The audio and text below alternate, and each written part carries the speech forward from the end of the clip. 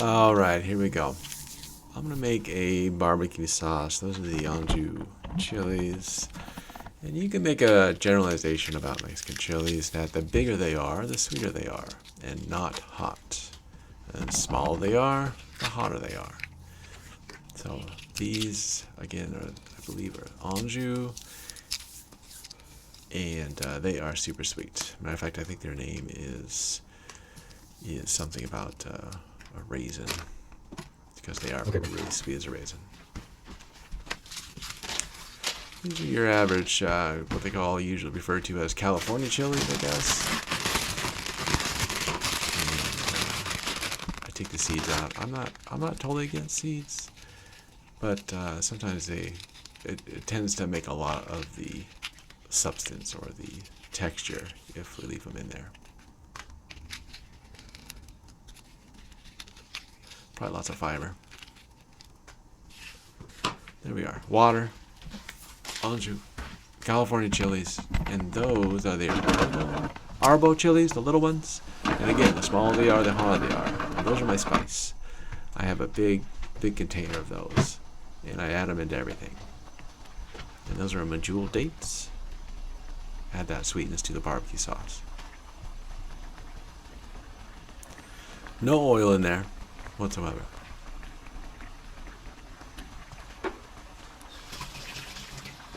I'm just going to apply that heat, put that lid on, and just like cook those down.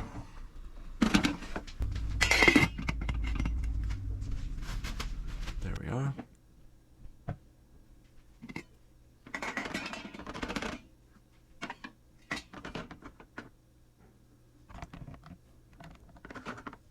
Those dates just melt in the hot water there. And those chilies, and I'm just roughing them up a bit to see how the walls, if they're cooked enough. And sure enough, those are going to blend up nicely.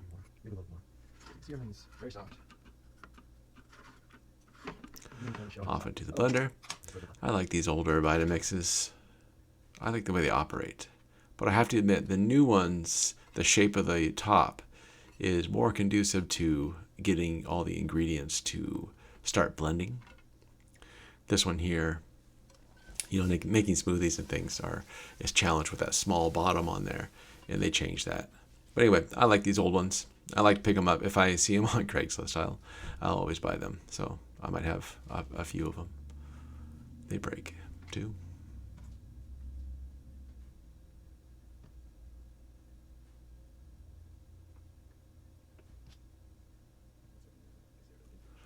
I'm going to blend that nice and smooth.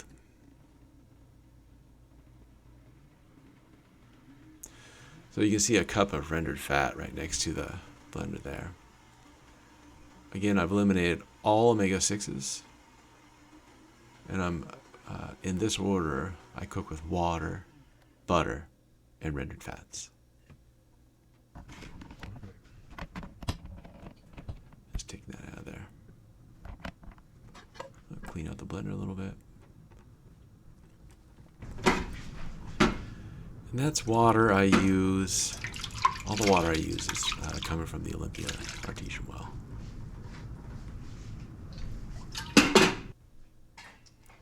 I'm just removing some of the sauce here because I don't want all that. I don't want to have to use all that this time. But now that sauce sits in the fridge and just waits to be put into everything. It can be as sweet as you want, hot as you want. It's a great addition to everything. And there I am trying to decide about how much of that or what I want to do with it.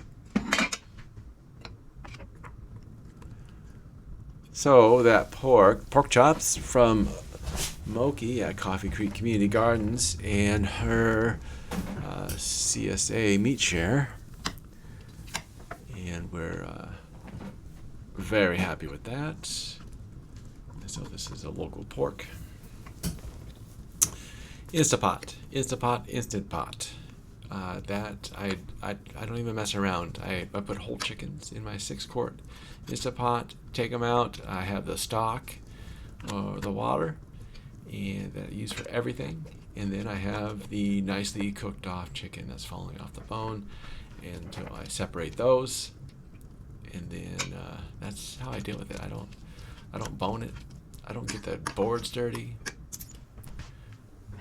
And so there's my Olympia well water.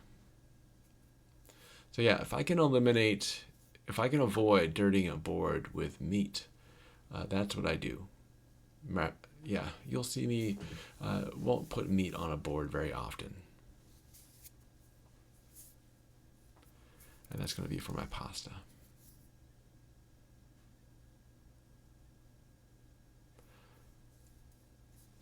I wish I boiled that fast. No salt. And this is alternative pastas. They are really good.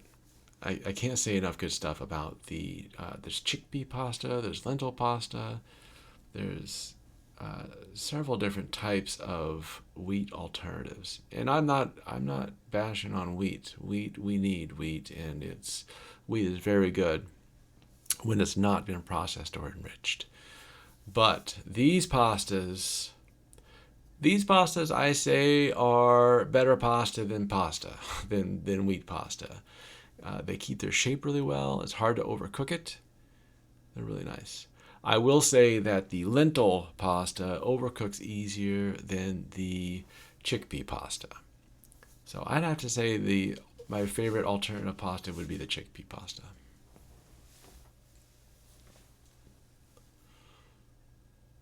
And again, just water, a little bit of water.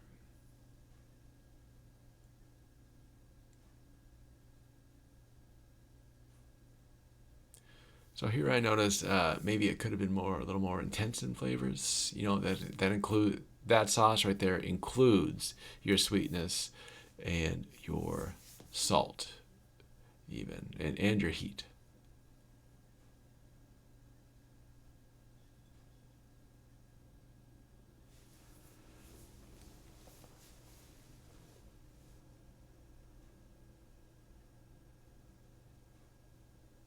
That water right there that the pasta's being cooked in, that's useful as well. That's that is some not cumin, but that's actually anise right there. And so with the pork, the anise is really nice. It kind of gives it a sausage flavor.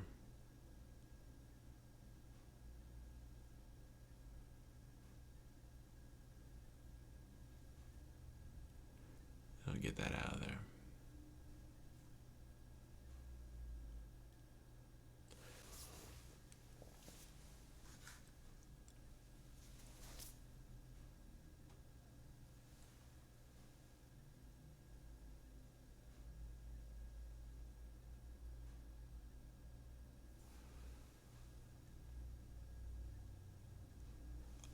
All right, there it is. I'm gonna get everything really hot. Plate up my pasta. So I think what's primarily important here is that there is no oil here. There's no omega-6 oils here.